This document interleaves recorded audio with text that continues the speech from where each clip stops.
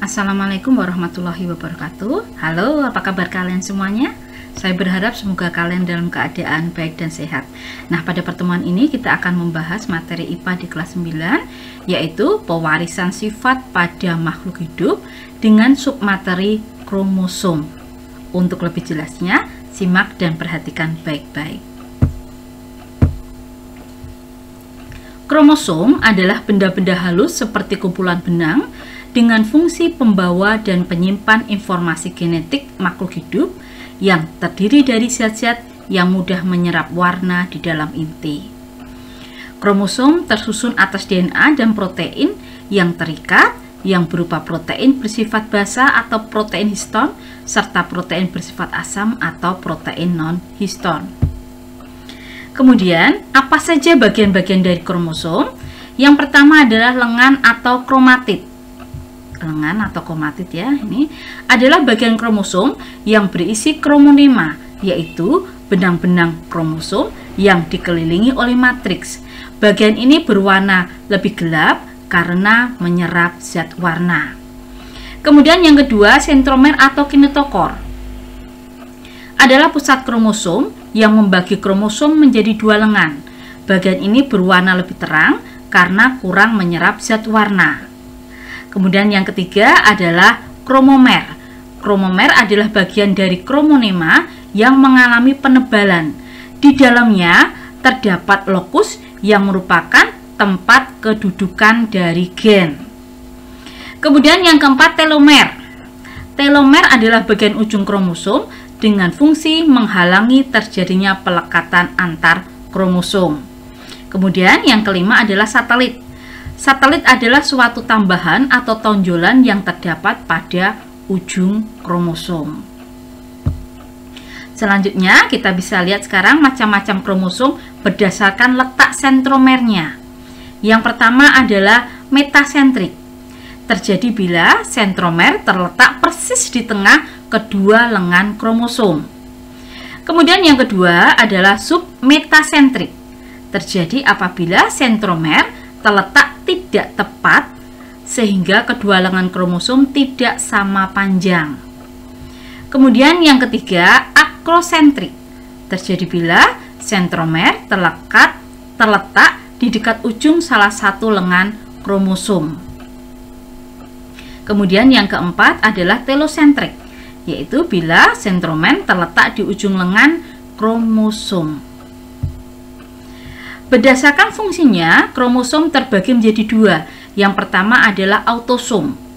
Autosom ini disebut juga dengan kromosom tubuh atau kromosom somatik, merupakan kromosom penentu sifat-sifat sel tubuh.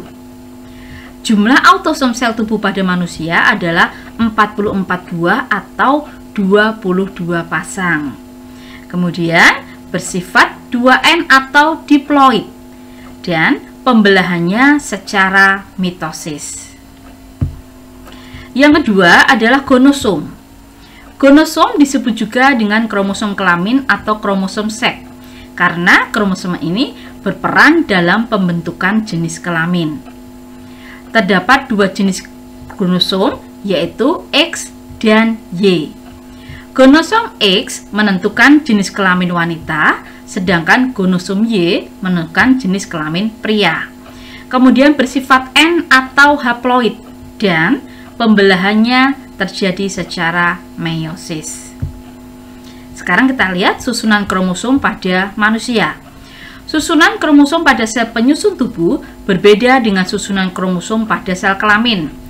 Kromosom sel tubuh susunannya berpasangan yang disebut dengan diploid atau 2N. Kromosom sel kelamin tidak berpasangan yang disebut dengan haploid atau N. Jumlah kromosom sel tubuh manusia sebanyak 23 pasang, terdiri atas 22 pasang atau 44 buah kromosom tubuh atau autosom dan satu pasang kromosom seks atau yang disebut dengan gonosom.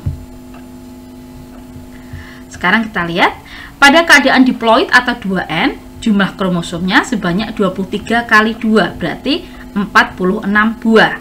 kromosom nomor 1 sampai nomor 22, kromosom 1 sampai nomor 22, ini kalian bisa lihat di sini, merupakan autosom atau kromosom tubuh. Sedangkan kromosom yang nomor 23, ini merupakan gonosom atau kromosom kelamin. Kromosom yang nomor 23 ini nanti akan membedakan antara laki-laki dengan perempuan.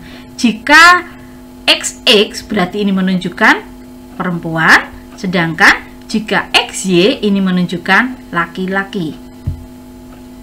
Sekarang kita lihat penulisan kromosom untuk laki-laki adalah XY, sedangkan untuk perempuan adalah XX. Simbolnya bisa kamu lihat.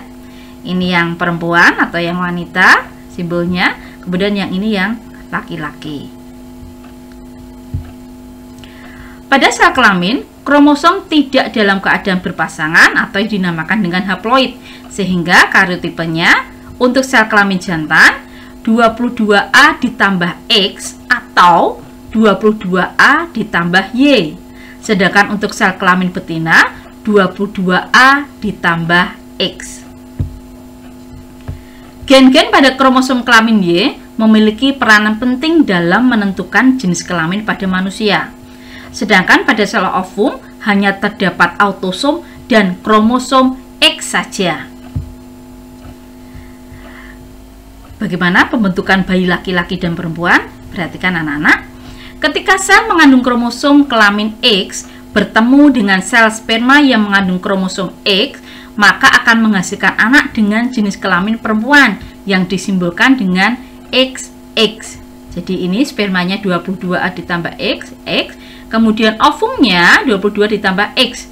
Nah, sehingga terbentuk bayi perempuan 44 ditambah XX. XX ini yang menentukan jenis kelamin perempuan.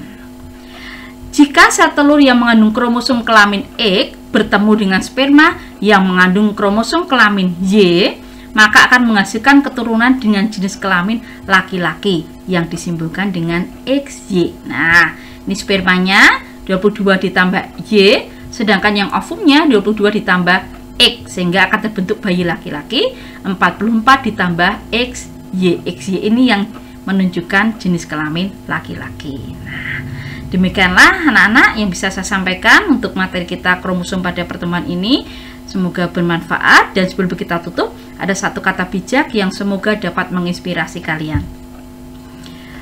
Cara termudah jadi pandai adalah belajar dari hal terbodoh yang pernah kamu lakukan. Sekian dan terima kasih. Assalamualaikum warahmatullahi wabarakatuh.